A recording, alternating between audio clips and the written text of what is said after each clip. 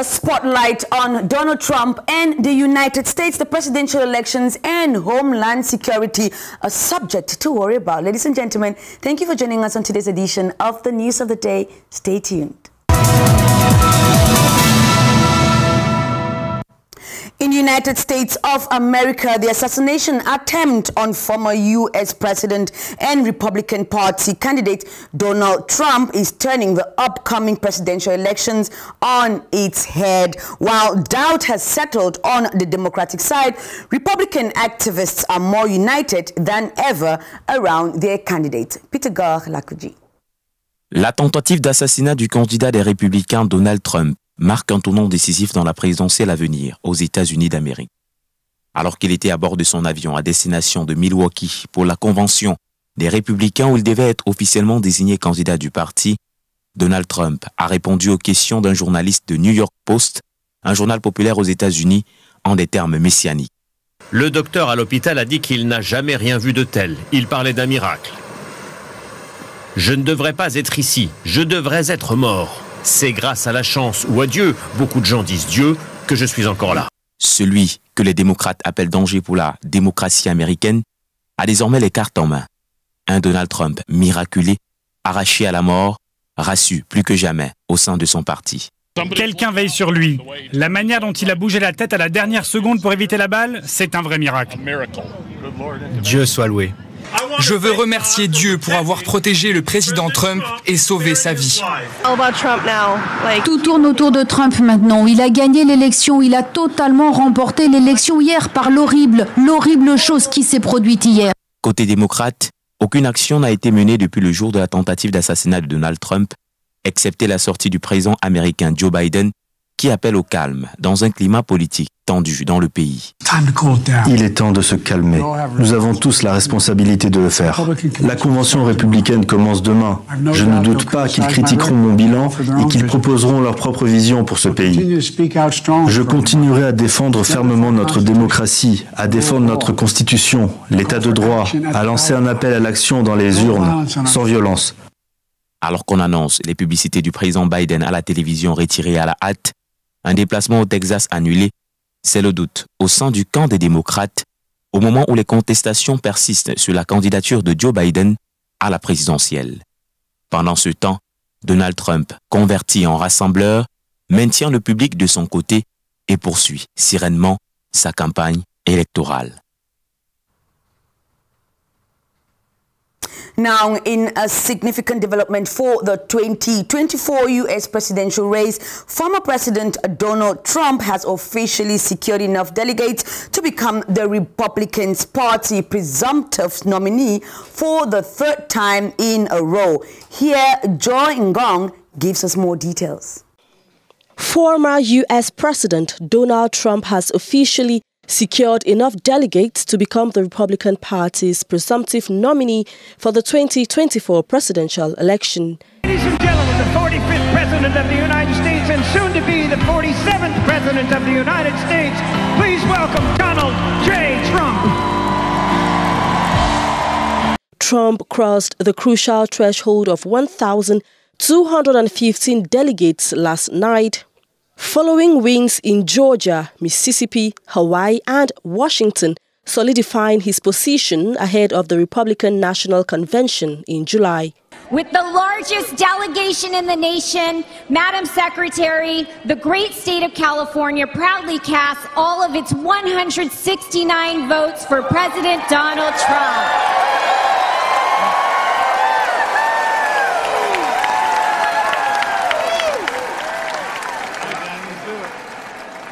With Nikki Haley exiting the race last week, Trump's path to the nomination was clear.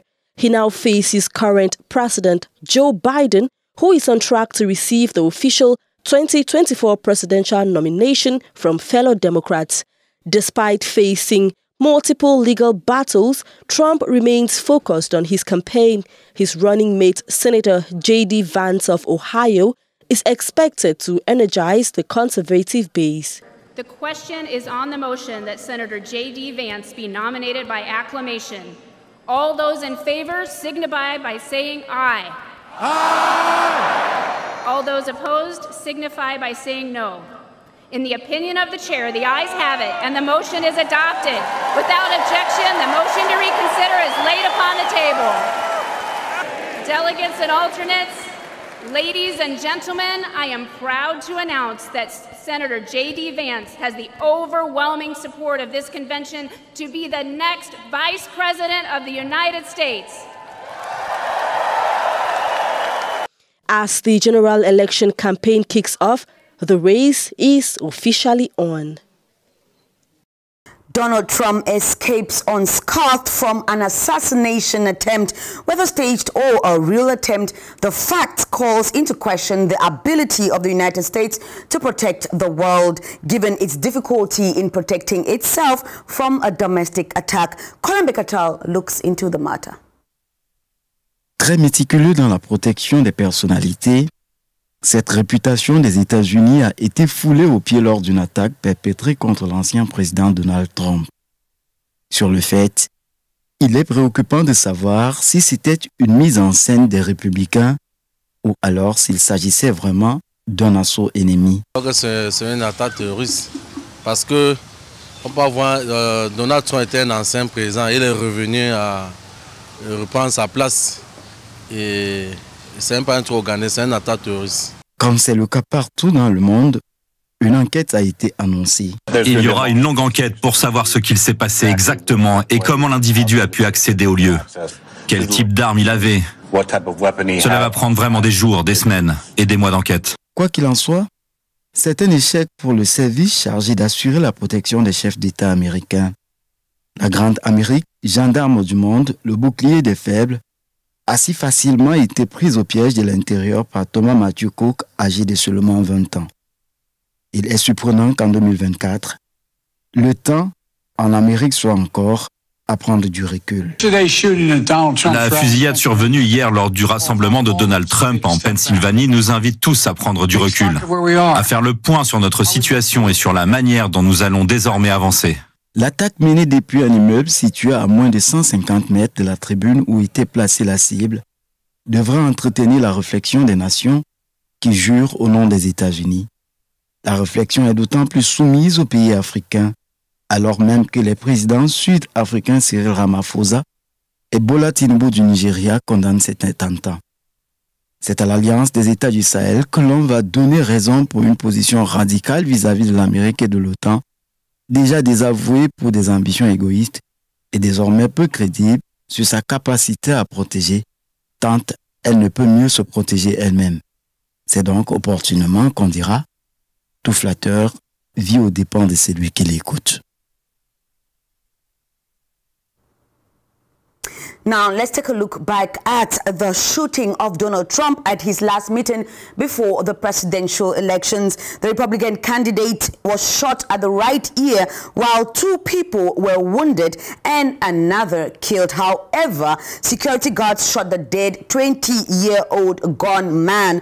A look back at his strategy with Paul Ines Otu. Environ 3 tirs ont résonné lors du dernier meeting de Donald Trump avant les présidentielles. Les tirs provenaient d'environ 130 mètres du lieu où se trouvait Donald Trump. Il s'en sort avec l'oreille droite blessée, tandis que dans la foule, on compte 2 personnes blessées et 1 mort. La police, en riposte, a abattu le tireur, un jeune homme âgé de 20 ans, qui, quelque temps avant le début de la fusillade, avait été repéré par des citoyens. Il avait un fusil, on a clairement vu qu'il avait un fusil. Absolument, on l'a montré du doigt à la police qui courait partout. Regardez les gars, il y a un homme sur le toit avec un fusil. Et la police ne comprenait pas ce qui se passait. Face à cette situation, le président Joe Biden a réagi. Il a déclaré que c'était inacceptable pour la démocratie des États-Unis d'Amérique. Entre-temps, Donald Trump s'est remis du drame. Alors que certaines personnes pensent qu'il s'agit d'une mise en scène orchestrée par Donald Trump pour gagner en sympathie, des sources ont affirmé qu'il s'agissait d'un acte de terrorisme.